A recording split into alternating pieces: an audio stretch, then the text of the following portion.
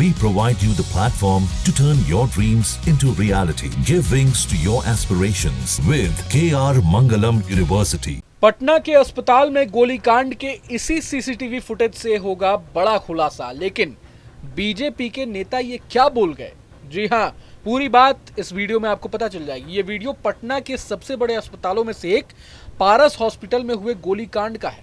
अचानक 5 बंदूकबाज आते हैं और रूम में घुसकर चंदन मिश्रा पर दनादन फायरिंग करके उसे मौत के घाट उतार देते हैं, जिसके बाद से ही बिहार की राजधानी पटना में खौफ का माहौल है। और ये पहली बार नहीं है, बल्कि पिछले कुछ महीनों में बिहार में सच में ऐसी घटनाओं की एक लड़ी सी लग गई है।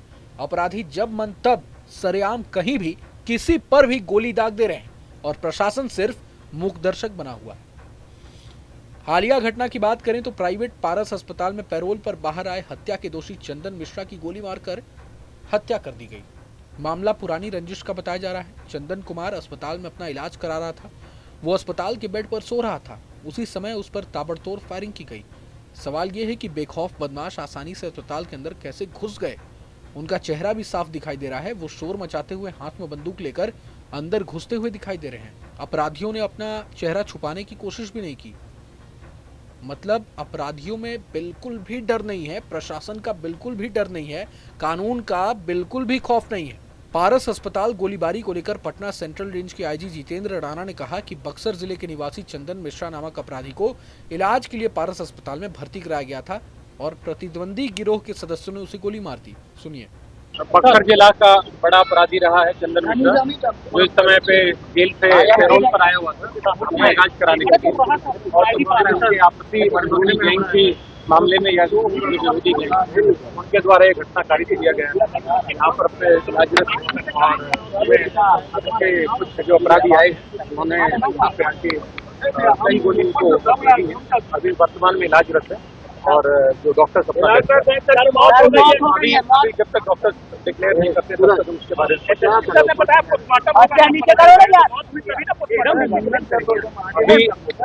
जब तक डॉक्टर डिक्लेयर नहीं करते तब तक इसके बारे में कह पाना संभव है।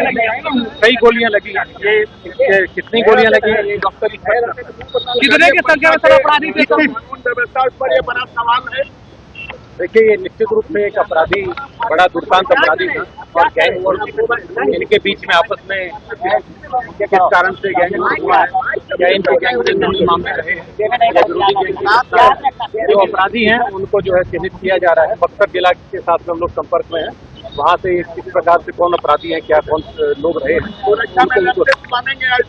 निश्चित रूप से जो इसको यहाँ पे अस्पताल प्रबंधन की तरफ से जो भी व्यक्ति अंदर में जाते हैं सबकी फ्रिस्किंग करी जाती है। तो इसमें इनकार नहीं किया जा सकता कि कोई यहाँ का सुरक्षा कर्मी की मिलीभगत हो सकती है। तो जो सुरक्षा कर्मी इस समय यहाँ पर ड्यूटी पे थे तो उनकी भी हम लोग पूछताछ करेंगे और पता लगाएंगे कि किस प्रकार से जो अपराधी अंदर में जाते हैं। पूरे मसले पर अब आरजेडी गर्मा गई है। आरजेडी का कहना है कि बिहार में अब कोई सुरक्षित नहीं है।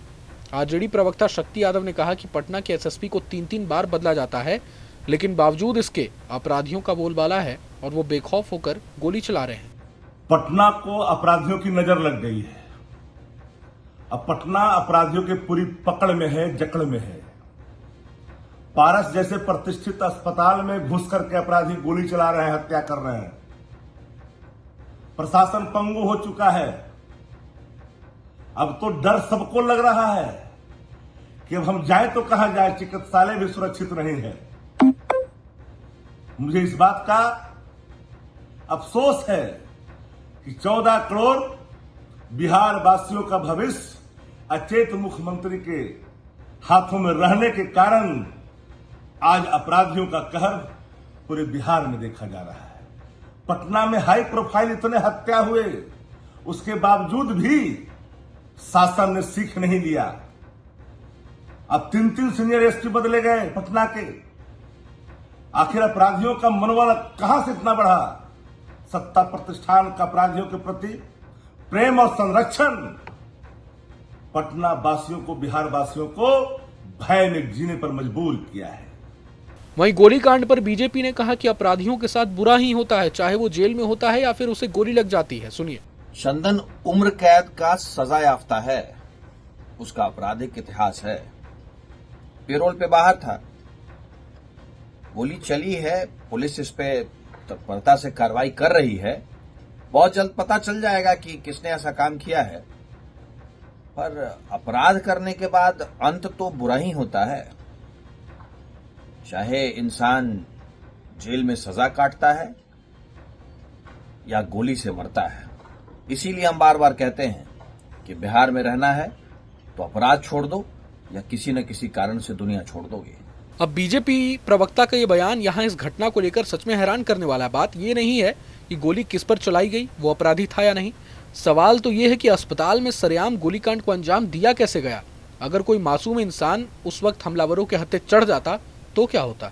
जानकारी के लिए बता दें कि जिस चंदन मिश्रा के ऊपर फायरिंग हुई है वो बक्सर जिले का रहने वाला था और उसकी 1.5 दशक से इलाके में दबंग गई थी। चंदन मिश्रा को 12 फरवरी 2020 को पटना हाईकोर्ट ने एक मामले में सजा सुनाई थी। उसे थोड़े समय पहले भागलपुर जेल से पटना की बेऊर जेल में शिफ्ट किया गया था। पैरोल पर रिहाई के बाद वो अस्पताल में भर्ती था और 18 जुलाई को उसे दोबारा जेल वापस लौटना था, लेकिन इसके पहले ही उसे मार डाला गया। जिस अंदाज में पिस्टल से लैस हमलावर अस्पताल में दाखिल हुए वो संकेत दिखाता है कि मर्डर पूरी तरह सुनियोजित था। चंदन मिश्रा बक्सर का शेरू नाम से गैंग चलाता था।